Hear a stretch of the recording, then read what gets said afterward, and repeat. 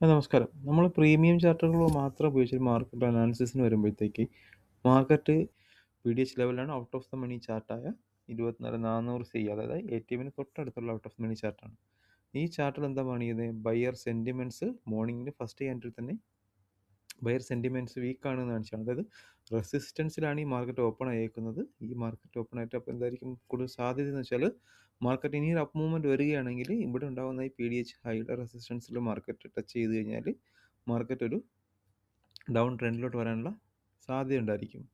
അതുപോലെ തന്നെയാണ് 24,200 CE chart. ഇവിടെ സംഭവിച്ചിരിക്കുന്നത് എന്താണ്? ഇവിടെ 24,200 CEയുടെ ചാർട്ട് PDH ബ്രേക്ക് ചെയ്ത് ഓപ്പൺ ആയെങ്കിലും മാർക്കറ്റ് സസ്റ്റെയിൻ ചെയ്യാതെ PDH ബ്രേക്ക് ചെയ്ത് താഴെയാണ് ക്ലോസ് ചെയ്തത്. അതും ആ PDH റീടെസ്റ്റ് നടത്തിയിട്ട് മാർക്കറ്റ് എന്ത് ചെയ്തു? ഡൗൺ കണ്ടിന്യൂ ചെയ്തു. അപ്പോൾ PDH എന്നൊരു റിജക്ഷൻ വരികയാണെങ്കിൽ അത് ഏകദേശം PDL വരെ മൂവ് ചെയ്യാനുള്ള സാധ്യത എപ്പോഴും മാർക്കറ്റിൽ കണ്ടുവരാറുണ്ട്. അതാണ് മാർക്കറ്റിൽ ഇന്നലെ നമുക്ക് കാണാൻ സാധിച്ചത്. 24,100 CEയിലും മാർക്കറ്റ് എങ്ങനെയാണ്?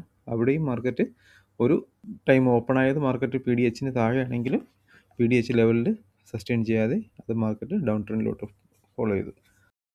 PDHൽ നിന്നൊരു റിജക്ഷൻ വന്നു വെച്ചാൽ PDHൽ മാർക്കറ്റ് ക്രിയേറ്റ് ചെയ്ത റെസിസ്റ്റൻസ് എന്നുള്ളത് മാർക്കറ്റ് ഇന്ന് ക്രിയേറ്റ് ചെയ്തല്ല. മാർക്കറ്റ് അത് പ്രീവിയസ്ലി 3-4 ദിവസം മുണ്ടുള്ള ഒരു സ്ട്രോങ് റെസിസ്റ്റൻസ് സോൺ ആയിരുന്നു അത് അവിടെ നിന്നാണ് മാർക്കറ്റ് ഈ ഒരു റിജക്ഷൻ എപ്പോഴും മാർക്കറ്റിൽ വന്നുകൊണ്ട്